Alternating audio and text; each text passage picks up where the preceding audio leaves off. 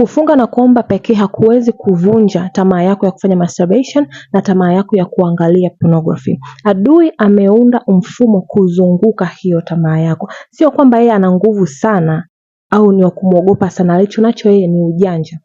Ametengeneza trap, namna ya kukukamata wewe. Sasa na mitego yake yote na njia zake zote zinaweza kushindwa kwa neno la Mungu. Ukishaweza kuelewa mlango anaotumia kuingia na kukukamatia, unaweza kuvunja na kutoka kwenye hicho kifungo.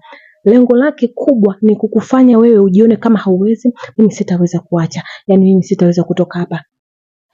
Hopelessness, anakufanya ujione kwamba wewe hauna msaada tena, hauwezi, lakini sio kweli. Kwenye video inaenda kukufundisha mambo makuu mawili yatakayokusaidia wewe kutoka na kushinda hiyo dhambi ya masturbation na kuangalia pornography. Cha kwanza, unashinda hiyo dhambi, unaweza kupambana na hiyo masturbation kwenye kitendo. Na ndio maana wengi watafunga na kuomba lakini bado wataanguka kwenye hiyo dhambi. Kwa nini? Unamshinda pale anavokuja na hilo jaribu. Haumshindi wakati unafunga. Sikiliza, Yesu alifunga siku 40. Alivomaliza alisikia nini? Alisikia njaa. Wakati yupo kwenye mfungo wake, shetani hakuja. Shetani alienda pale ambapo amemaliza kufunga na ana njaa, anatamani kula. Ndio akaja akamwambiaje? Badilisha haya mawe yawe mkate, na akamshinda pale pale. Unamshinda shetani pale kwenye kitendo. Pale ambapo unasikia mwili wako unafanya hivi, huku chini unafanya hivi, hapo ndo unapomshinda. Nataka nikusaidie kitu kimoja. Decenter hiyo dhambi, yani umeiweka hiyo dhambi huko juu, yani umeona kama yani huu ni msalaba wangu mimi, siwezi ishushe chini. Ninaamini kwenye maisha yako kuna dhambi ambazo umeweza kuzishinda. Na kama kuna dhambi ambazo umeweza kuzishinda, hauzipi umuhimu kiasi hicho kama unavyoipa hii dhambi. Kama unavyoipa hizi tamaa za mwili, si ndio? Shetani anachokitaka kukifanya kwako ni uanguke. Sasa, kwa nini nimekuambia unamshinda pale, na kwa nini ukifunga na ukiomba bado unaanguka kwenye hiyo dhambi? Kwa nini? Kwa sababu haujui namna ya kuomba. Unavoomba, muombe Mungu akupe nguvu za kushinda hilo jaribu likija. You pray and fast for strength. Mwambia Mungu, naomba unipe nguvu. Hauombi kwamba navunja masturbation, sio na nakataa. Unaomba Mungu akutie nguvu. Biblia inasema tunayaweza mambo yote kwake yeye atutie nguvu. Kwa unaweza kuishinda hiyo dhambi ukiwa na nguvu, ukipewa nguvu. Methali 24:10 inatuambia kwamba ukizimia siku ya taabu, nguvu zako ni chache. Kwa ukiona unaanguka na kuanguka na haupendi na hautaki, kwa nini? Nguvu zako ni chache. Unapofunga na kumwambia Mungu, ninaomba unipe nguvu, ninaomba uondoe hofu. Kwa sababu nini? Wengi tunakamatwa kwa sababu tuna hofu. Yani ukishasikia ile hamu, au ukishasikia ile urge, au hata ukianguka kwenye hiyo dhambi, kuna ile hofu inakuja nini? Yani una panic. Don't panic. Mwambie Mungu, naomba unitie nguvu. Nitie nguvu ya kushinda hii dhambi.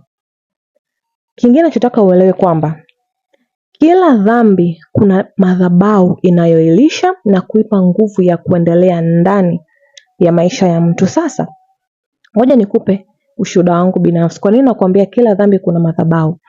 Wakati nimeanza kufunga na kuomba, nilikuwa nafunga na kuomba, lakini bado nilikuwa ninaanguka kwenye hiyo dhambi. Bado nilikuwa naanguka. Nikamuuliza Roho Mtakatifu, kwa nini sitaki kufanya, lakini kwa nini naanguka kwenye hii dhambi? Kwa nini? Yani kwa nini nitafunga, nitaomba, lakini kwa nini ikija hapo shetani ananishinda? Akaniambia, Vanessa, msamee mtu fulani. Nikasema what? Kusamehe inahusiana nini na hii dhambi? Akaniambia, Vanessa, kusamehe ni mlango unaompa shetani nguvu. Kutokusamehe. Kwa dhambi ya kutokusamehe imefanyika mlango. Nimekuambiaje? Kila dhambi kuna madhabahu inayoipa nguvu. Ukisoma Waefeso 4:26 anakuambia nini? Muwe na hasira lakini msitende dhambi. 27 anasemaje? Usimpe ibilisi nafasi. Kwa hiyo dhambi ni madhabahu inayompa ibilisi nafasi.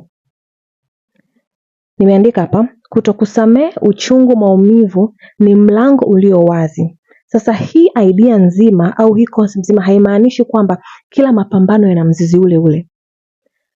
Lakini matatizo yaliyofichika, dhambi iliyofichika, uchungu uliofichika, kutokusamehe kulikofichika kunaweza kuimarisha majaribu. Shetani anachokifanya na kujaribu. Kwa huo mlango wa dhambi, huyo mtu ambaye haujamsamehe, najua hai make sense. Najua unashindwa kuconnect. Vanessa, nimekuja hapa ili unifundishe, unisaidie na unataka kutoka kwenye hii dhambi ya kumasturbate na kuacha kuangalia. Unaniambiaje nisamee? Unaniambiaje?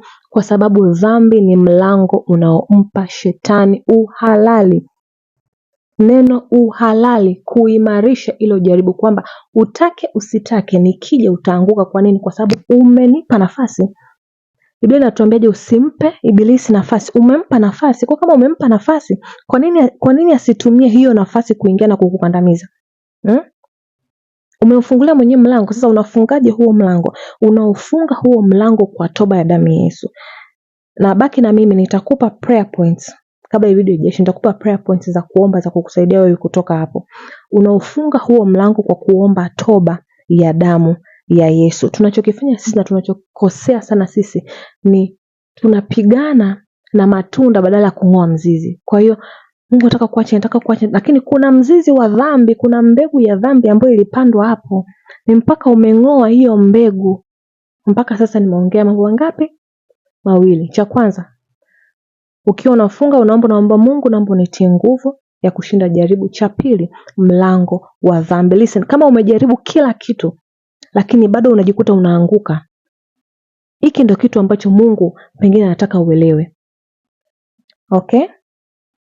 Kwa unaweza ukafunga, ukaomba, Mungu niondolee, ukaweza mwezi ujao ukaanguka. Kwa nini? Kwa sababu kuna mlango tayari umeshaufungua. Umempa ibilisi nafasi. Unampaje ibilisi nafasi? Unampa ibilisi nafasi kwa kutenda dhambi. Tuko sawa? Unampa ibilisi nafasi kwa kutokusamehe. Najua inauma. Unampa ibilisi nafasi kwa uchungu uliobeba, kwa maumivu uliobeba, kukataliwa ulikokubeba, kutukanwa ulikokubeba.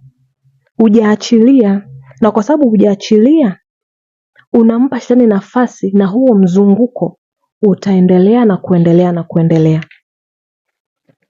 Tunavunjaje huo mzunguko ili usiendelee? Kabla sijakwambia jinsi ya kuvunja huo mzunguko, wakati tuko shule tulifundishwa triangle of fire, pembe tatu za moto, kwamba mpaka moto umewaka lazima kuwe na heat, lazima kuwe na fuel, lazima kuwe na oxygen. Hilo joto ndo shetani anavyokutempt. Niteka hapa image ili tuelewane vizuri. Shetani anakuja na joto ambayo ni majaribu, ni vishawishi, ni mawazo mabaya, ni tamaa. Unasikia fanya hivi. Halafu fuel, hayo mafuta ya taa ambayo wewe unamwagia ni huko, ndo mlango wa dhambi, kwamba ni kutokusamehe, ni uchungu, ni maumivu ambayo umeyabeba. Vyote hivyo vibeba ndo nini? Ndo mafuta yanayochochea.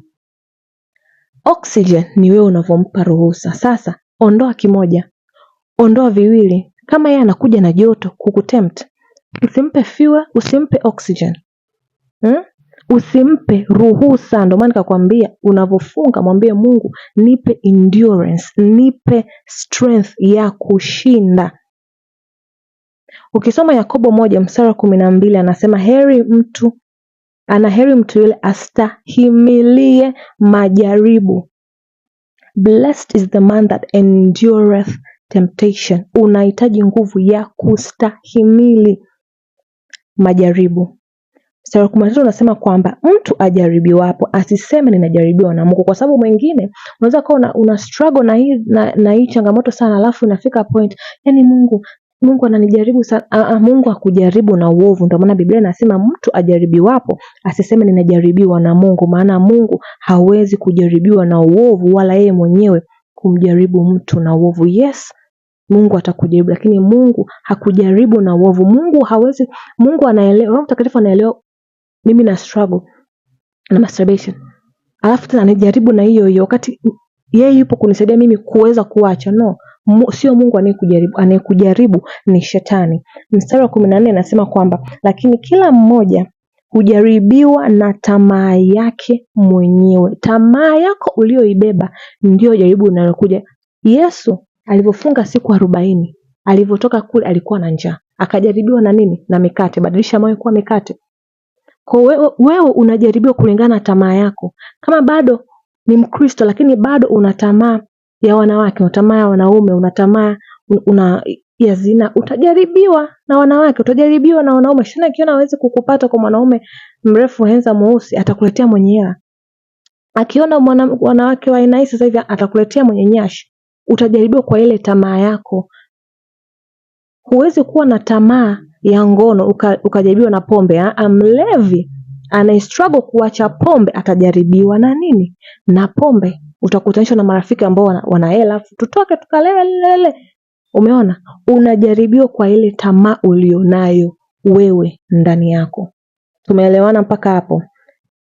Haya, kwa kusummarize, unavunjaje huo mzunguko ambao unakufanya uanguke? Cha kwanza, unafunga mlango wa dhambi, unaomba nguvu, unasamehe na kuachilia, unaomba toba na unaomba Roho Mtakatifu akujaze. Kwa sababu Roho Mtakatifu anavyokujaza unaweza kushinda vyote, kwa sababu yeye ni msaidizi wetu. Shetani anataka uanguke. Nataka tuelewane, yani anataka uanguke. Anataka uanguke kwenye dhambi. Kwa nini anataka uanguke kwenye dhambi? Yani anakutest ili uanguke. Sio anakuja ili anataka tu uanguke. Unavyoanguka ndio maana Adamu alivyofeli liliitwa anguko la Adamu. Mstari wa 15 Yakobo hiyo sura ya kwanza anasema alafu ile tamaa ikiisha kuchukua mimba huzaa dhambi. Na ile dhambi ikiisha kukomaa huzaa mauti. Anataka uanguke ili ufanyaje? Uingie kwenye umauti. Kwamba ukikutwa sasa hivi kwenye hiyo dhambi ni umauti. Kwa nini? Tukisoma Mwanzo 2:17, Mungu alimwambia Adamu na Eva kwamba walakini matunda ya mti wa ujuzi wa mema na mabaya usile, kwa maana siku utakapokula matunda ya mti huo utakufa hakika. Sasa unakufaje? Unakufa kiroho, unakufa kiakili. Walianguka kina Adamu, lakini mpaka leo wanawake wanazaa kwa uchungu. Mpaka leo watu wanahangaika, wanatafuta hela kwa jasho. Ni anguko lilileta umauti. Tulikuwa hatutakiwi kufa, lakini sasa hivi tunakufa. Tunakufa kwenye aspect nyingi. Mataifa yanakufa, watoto wanakufa, kuna ubakaji, kuna umauti wa kila aina. Nikisema umauti haimaanishi tu mwili, kuna umauti wa kila aina. Kwa shetani anataka uanguke ili uingie kwenye umauti. Mpaka hapo tumeelewana? Aya. Kabla sijakupa prayer points za kuomba, nataka ni summarize. Tumejifunza nini leo? Cha kwanza tumejifunza kwamba unashinda hiyo jaribu on spot. Hizo nataka niseme kusamehe. Hizo urges zikija, unavyosikia mwili wako kama ni www ngapi kuangalia, nikaangalia. Hapo unavyosema sifanyi. Hapo ndo unapomshinda. Unamshinda shetani anavyokuja. Unamshinda ukiwa vitani. Cha pili nikasema kwenye kufunga na kuomba, unafunga na kuomba Mungu akutie nguvu. You fast and pray for strength, nguvu ya kushinda. Cha tatu nikasema kwamba kila dhambi inalishwa na madhabahu. Kwa hiyo dhambi ambayo bado haujadili nayo inafanyika kama mlango, kama mafuta ya kuchochea uanguke kwenye dhambi. Silaha yako, kwa hiyo silaha yako ni toba, silaha yako ni kuomba Mungu akutie nguvu. Aya, twende kwenye prayer point. Vanessa, haya naombaje? Prayer point ya kwanza unaomba toba. Unasema hivi, nitaziweka hapa. Baba, katika jina la Yesu, nichunguze na unionyeshe kila dhambi, uchungu, majeraha au mlango wowote ambao umempa adui nafasi katika maisha yangu. Ninatubu leo, nisafishe kwa damu ya Yesu. Ya pili ni maombi ya msamaha na kuachilia watu ambao umewabeba. Kabla sijasema hii ya pili, kwa Mungu alivyoniambia Vanessa msamehe huyu, nilivyoanza kusamehe yani hiyo temptation haikuja tena, haikuja tena, kwa sababu nilifunga huo mlango, na kwa sababu nilifunga huo mlango moto haukuwaka. Nikaweza kumshinda shetani kwa sababu uhalali aliokuwa nao hakuwa nao tena. Maombi ya pili: Bwana, na wasamehe wote walioniumiza, ninaachilia uchungu, hasira, kukataliwa na maumivu yote yaliyokuwa yakinifunga. Funga kila mlango ambao kutokusamehe uliufungua katika maisha yangu. Unaweza ukanifuatisha wakati nasoma. Ya tatu, unaomba maombi ya uponyaji wa ndani. Mungu, ponya moyo wangu, ponya trauma, upweke, tamaa, aibu na kila jeraha la ndani lililonifanya nikimbilie dhambi badala ya uwepo wako. Prayer point ya 4, maombi ya kuomba nguvu ili kuweza kushinda siku ya majaribu. Baba, nipe nguvu siku ya majaribu, nisije nikazimia siku ya vita. Na ninaomba Roho Mtakatifu unikumbushe utakatifu hata wakati mwili wangu unataka kuanguka. Ya 5, kufunga milango ya dhambi. Katika jina la Yesu, ninafunga kila mlango ambao dhambi, tamaa, mazoea mabaya au mazingira mabaya yalifungua katika maisha yangu. Adui asiwe tena na nafasi ndani yangu. In Jesus name. Amen. Ya 6 na ya mwisho, kujazwa na Roho Mtakatifu. Roho Mtakatifu nijaze upya, ondoa hamu ya dhambi ndani yangu na uniwezeshe kupenda utakatifu kuliko kupenda dhambi.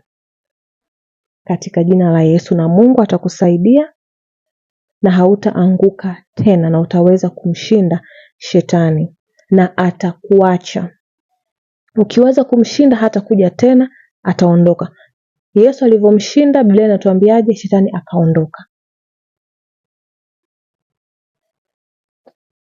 Shalom, shalom.